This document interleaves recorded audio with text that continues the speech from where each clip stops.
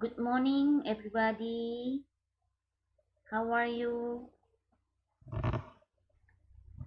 I hope all of you stay good and healthy. Alright?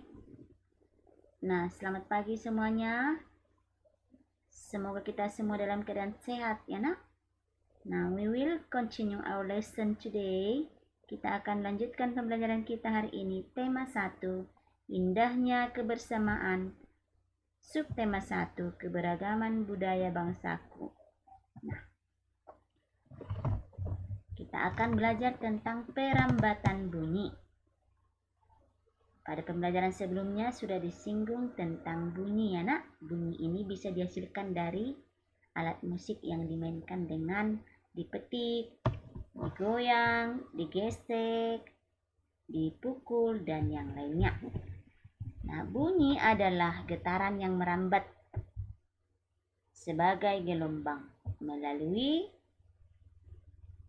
media seperti cairan, gas, dan benda padat. Namun, bunyi itu tidak dapat merambat di ruang angkasa atau di ruang hampa. Ya, mengapa? Karena di ruang hampa tidak memiliki media yang dapat merambat bunyi.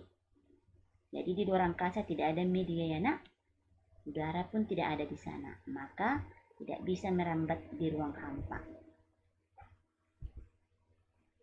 Perhatikan skemanya. Sumber bunyi. Nah, jika ada sumber bunyi melalui media perantara, kemudian bisalah didengar telinga, maka dikatakan bunyi itu merambat melalui sebuah media yang bisa kita dengarkan. Nah, bunyi merambat melalui benda gas. Nah, contohnya di sini kita berbisik, maka orang mendengar. Kemudian kalau saya berbicara di ruangan, pada saat menjelaskan misalnya, kamu juga bisa mendengar. Karena apa? Karena bunyi merambat melalui gas atau udara. Ini contohnya juga jika kita mendengarkan musik, ya nak, bisa dari handphone, laptop, atau dari speaker. Nah, bunyi juga merambat melalui benda padat. Nah, contohnya ini. Ini adalah percobaan menggunakan benang, ya nak. Kemudian disambung dengan kaleng. Kemudian berikutnya, bunyi merambat melalui benda cair. Contohnya, ada ember berisi air, kemudian kamu ambil corong, kemudian coba dekatkan telingamu ke corong itu, kemudian ketoklah ember tadi menggunakan batu, ya pasti kamu bisa mendengar bunyi ketokan tadi. Nah, maka bunyi juga merambat melalui benda cair. Jadi, ingat, bunyi bisa merambat melalui media perantara seperti benda cair, benda gas, dan benda padat, ya nak. Nah, segi banyak beraturan. Pada pembelajaran sebelumnya kita sudah belajar segi banyak, ya nak. Sudah tahu arti segi banyak. Di sini ada segi banyak beraturan dan segi banyak tidak beraturan.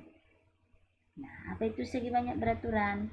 Segi banyak beraturan adalah segi banyak yang sisi-sisinya sama panjang dan sudut-sudutnya sama besar. Berarti kalau segi banyak tidak beraturan, berarti kebalikannya ini, anak.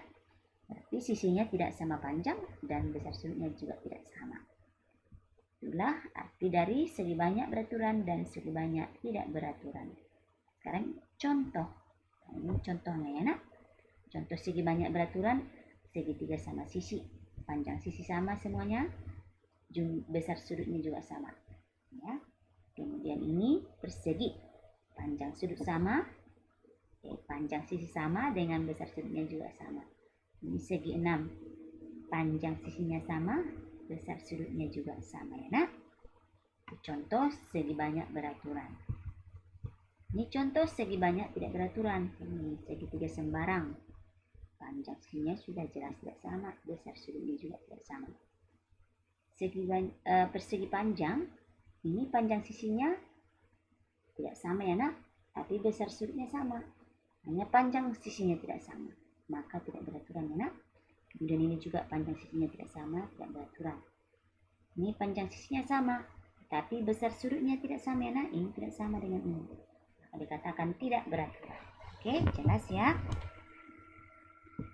Nah, keberagaman di Indonesia itu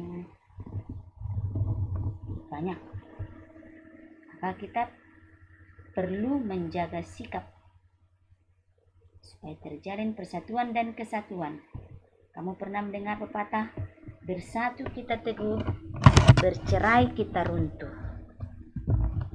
Pepatah ini sesuai untuk kita karena kita terdiri dari berbagai macam keberagaman, ya kan? Maka walaupun beragam, kita harus tetap bersatu. Nah, ini juga bisa dicontohkan seperti sapu lidi. Sapu lidi jika diikat banyak, lidi tadi diikat sehingga bisa menjadi sapu lidi, bisa membersihkan halaman dengan baik. Tapi seandainya lidinya hanya satu, apa yang terjadi? Ya tidak bisa membersihkannya nak. Maka perlulah bersatu. Bersatu kita teguh, bercerai kita runtuh. Nah, bangsa Indonesia memiliki banyak keragaman. Misalnya seperti pelajaran kita sebelumnya, terdiri dari banyak suku bangsa. Ada suku Bugis, suku Asmat, suku Jawa, dan sebagainya. Bahasa juga, sosial, budaya, banyak lagi keberagaman yang sudah kita pelajari pada pembelajaran sebelumnya ya. Keberagaman tarian, keberagaman pakaian, alat tradisional, kemudian alat musik dan sebagainya. Nah, walaupun kita banyak keberagaman, tetapi kita harus tetap bersatu karena itu sangat penting. Nah, bagaimana kita menjaga sikap? Bagaimana kita bersikap untuk menjaga persatuan dan kesatuan bangsa Indonesia? Nah, kalau ditanya anak-anak MEM pasti sudah bisa menjawab ya nak. Contohnya di sini kita saling menghormati, toleransi antar agama. Misalnya ada orang sedang beribadah, kita harus menghormati. Kalau temannya berdua, kamu jangan ribut. Kalau kamu berdua, teman-temanmu juga jangan ribut. Supaya terjalin toleransi antar umat beragama.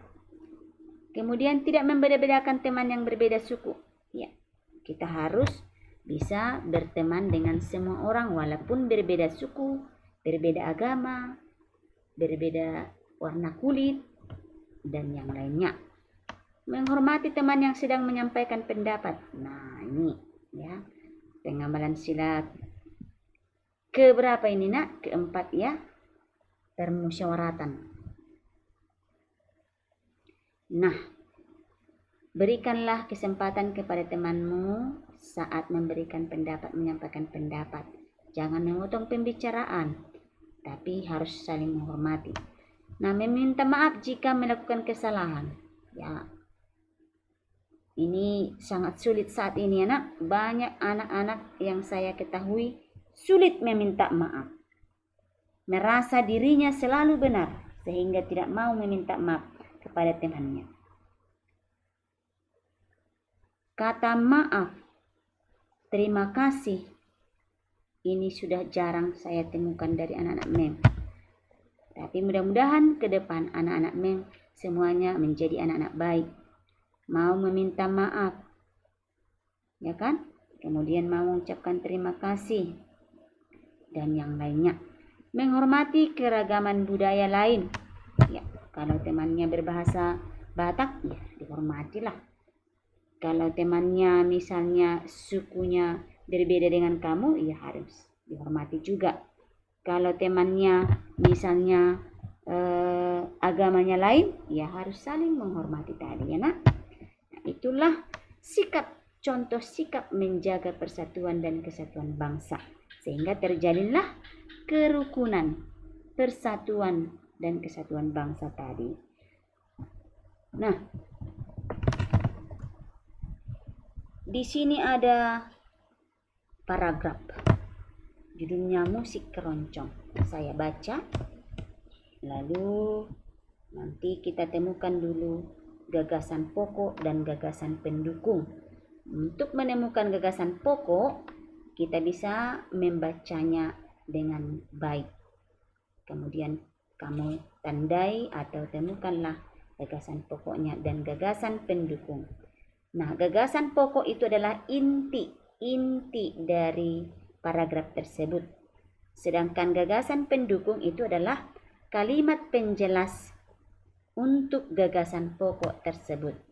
Nah, saya baca ya nak.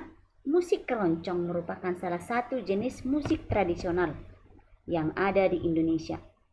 Kamu pernah mendengar musik keroncong? Sudah jarang ini ya nak sekarang ini. Nah, sebelum muncul musik keroncong, bangsa Portugis memperkenalkan jenis musik Moresco di Indonesia. Musik Moresco yang sudah dikenal oleh bangsa Indonesia tersebut dipadukan dengan alat musik dari Indonesia. Nah, seperti suling dan beberapa komponen gamelan. Perpaduan musik tersebut menghasilkan jenis musik baru yang dinamakan keroncong. Nah, kira-kira menurut kamu nak, yang manakah? Apakah gagasan pokok dari paragraf ini? Nah, gagasan pokoknya di sini biasanya berada di kalimat utama ya nak, tapi tidak selamanya. Nah, kita lihat. Musik keroncong merupakan salah satu jenis musik tradisional. Kemudian kalimat berikutnya. Sebelum muncul musik keroncong, jadi dia kalimat kedua ini masih menjelaskan tentang musik keroncong yang tadinya disebut musik tradisional Indonesia. Jadi gagasan pokoknya di sini adalah musik keroncong adalah musik tradisional Indonesia. Itulah yang menjadi gagasan pokoknya atau gagasan utamanya. Nah, kemudian gagasan pendukungnya kita baca. Sebelum muncul musik keroncong, bangsa Portugis memperkenalkan jenis musik Moresco di Indonesia. Musik Moresco juga yang sudah dikenal oleh bangsa Indonesia dipadukan dengan alat musik dari Indonesia seperti suling dan beberapa jenis musik gamelan. Nah, perpaduan musik Moresco tadi dengan alat musik Indonesia seperti seruling dan gamelan, maka muncullah musik aliran baru, musik baru yang disebut dengan keroncong. Jadi kalimat kedua dan seterusnya ini menjelaskan tentang asal usul musik keroncong. Mengapa ada musik keroncong? Jadi awalnya adalah masuknya musik Moresco dari Portugis ya nak. Kemudian orang Indonesia memadukan musik Moresco ini dengan alat musik tradisional seperti seruling dan gamelan. Nah, sehingga menghasilkan yang baru seperti yang disebut dengan tadi keroncong. Jadi gagasan pendukungnya adalah asal usul musik keroncong. Atau dari mana, bagaimana musik keroncong itu ada. Itu diceritakan di kalimat berikutnya. Sudah? Jadi inilah yang menjadi gagasan pokok dan gagasan pendukung dari paragraf ini. Mengharap dengan pelajaran ini kamu bisa membuat atau menentukan gagasan pokok dan gagasan pendukung suatu paragraf. Ya, dari supaya dipelajari ya nak. Oke, itulah materi kita hari ini. Semoga apa yang kita harapkan, apa yang kita pelajari hari ini bisa dimengerti ya nak, untuk menambah ilmu pengetahuan kita. Terima kasih. Thank you and see you.